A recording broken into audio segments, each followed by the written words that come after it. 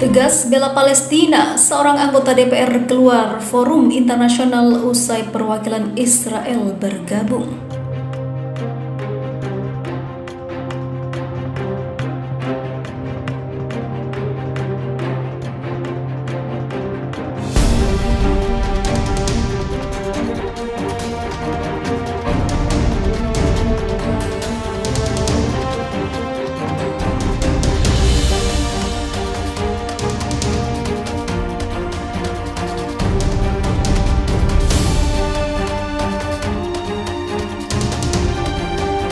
Lantang, perwakilan Dewan Rakyat atau DPR Aljazair menarik diri dari forum internasional lantaran ada delegasi dari Israel yang turut bergabung dalam konferensi tersebut.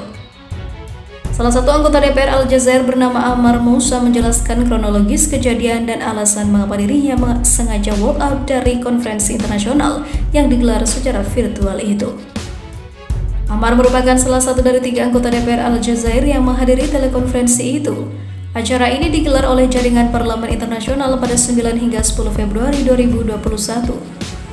Kegiatan konferensi virtual tersebut mengundang seluruh perwakilan Majelis Parlemen Mediterania yang beranggotakan negara-negara Laut Tengah termasuk Aljazair dan juga Israel. Majelis Parlemen Mediterania menggambarkan dirinya sebagai forum penting bagi Parlemen Nasional Euro-Mediterania untuk mencapai tujuan strategis menuju pembentukan kondisi dan lingkungan politik sosial ekonomi serta ekonomi terbaik untuk rakyat di setiap negara anggota.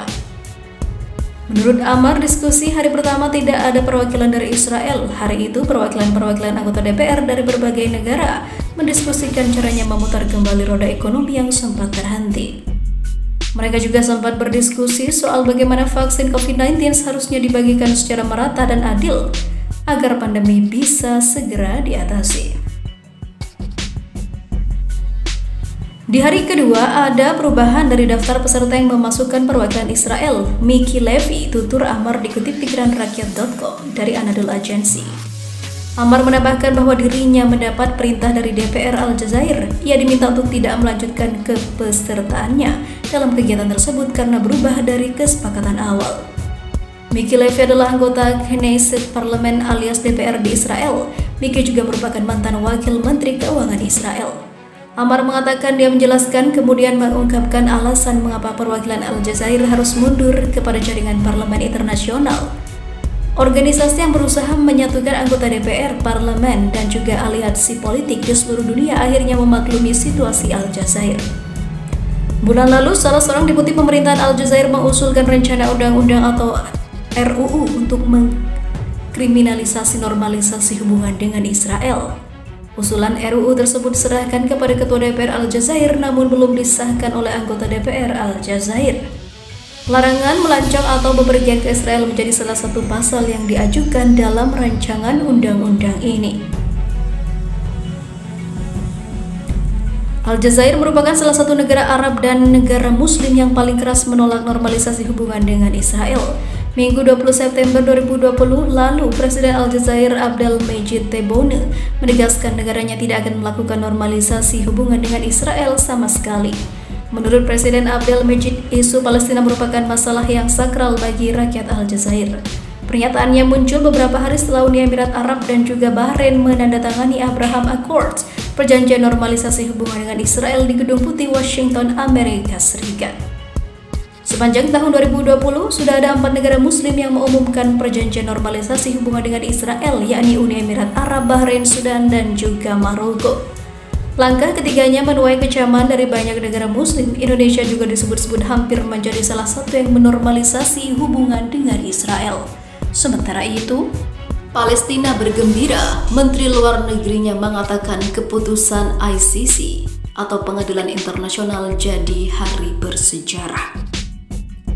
Banyak warga Palestina menilai keputusan Mahkamah Pidana Internasional atau International Criminal Court atau ICC yang menempatkan wilayah Palestina jadi bagian yurisdiksi sebagai langkah hukum yang terlambat, khususnya bagi para korban kekerasan Israel. Namun, bagi sejumlah warga Israel, keputusan ICC itu mengkhawatirkan mereka karena beranggapan kelompoknya adalah orang-orang baik yang berusaha membela diri dari ancaman kekerasan bangsa Palestina. Putusan ICC yang diumumkan oleh 3 hakim saat sidang pra-peradilan Jumat 5 Februari 2021 dapat menjadi dasar hukum untuk penyelidikan kasus pidana yang dilakukan organisasi bersenjata di Israel dan Palestina termasuk Hamas, namun ICC belum memerintahkan penyelidikan apapun dalam waktu dekat.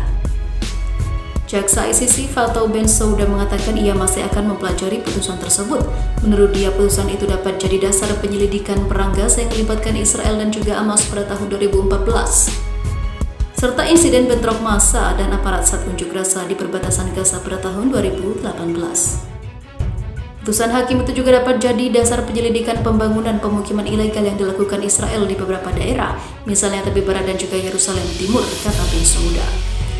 Seorang warga Palestina, Taufik Abu Jama, yang tinggal di Khan Younis, Gaza, mengaku 24 anggota keluarganya harus pergi akibat serangan udara Israel selama perang selama 7 hari pada 2014 lalu. Konflik bersenjata itu menyebabkan 2.100 orang Palestina harus kehilangan nyawa, yang sebagian besar adalah warga sipil dan 67 tentara Israel serta 6 warga sipil Israel. Abu Jaman menilai keputusan ICC itu sebagai upaya mendapatkan keadilan yang terlambat tetapi lebih baik daripada tidak sama sekali. Kami tidak percaya dengan pengadilan Israel, dikutip Reuters dirilis antara 7 Februari 2021. Pengadilan militer Israel yang menggelar penyelidikan untuk pertempuran di Khan Younis memutuskan serangan udara itu sah secara hukum karena hanya menargetkan para militan. Dalam kesempatan terpisah, seorang warga Israel, Gadi Yarkon, yang tinggal di Eshkol, daerah perbatasan Gaza, mengatakan ia kehilangan 2 kakinya akibat serangan. Yarkoni mengaku geram terhadap putusan ICC. Kami ini orang baik di sini. Kami tidak menembak anak-anak yang tidak bersalah, tetapi mereka menyerang kami untuk menghabisi warga kami. Saya menangis untuk 3 warga sipil yang tewas di Gaza tepi barat, tetapi kami mempertahankan daerah kami, kata dia. Walaupun demikian, 2 kubu itu menyepakati satu hal, yaitu mereka tidak berharap ICC dapat mengakhiri konflik antara Israel dan Palestina. Sementara itu, seorang pejabat pemerintah Israel yang meminta agar tidak disebut namanya mengatakan bukan berarti ICC akan menerbitkan surat penangkapan besok. Ia menambahkan Israel adalah berkoordinasi dengan Amerika Serikat untuk menanggapi putusan ICC. Menurut dia, keputusan itu politis. Banyak rintangan. Seorang pengacara internasional dan juga mantan penasihat hukum Organisasi Pembebasan Palestina, Diana Butu, mengatakan masih banyak tantangan yang harus dihadapi warga Palestina. Jalan menuju keadilan yang sesungguhnya masih panjang. ICC tentu akan menghadapi banyak tekanan politik untuk tidak menindaklanjuti putusan itu, kata Butu. Ia mengatakan putusan itu bukan sikap keras pertama Mahkamah Internasional karena sebelumnya ada putusan yang menyebut aksi pendudukan Israel sebagai perbuatan ilegal. Namun dunia tidak melakukan apapun terhadap putusan tersebut, ujar dia menambahkan.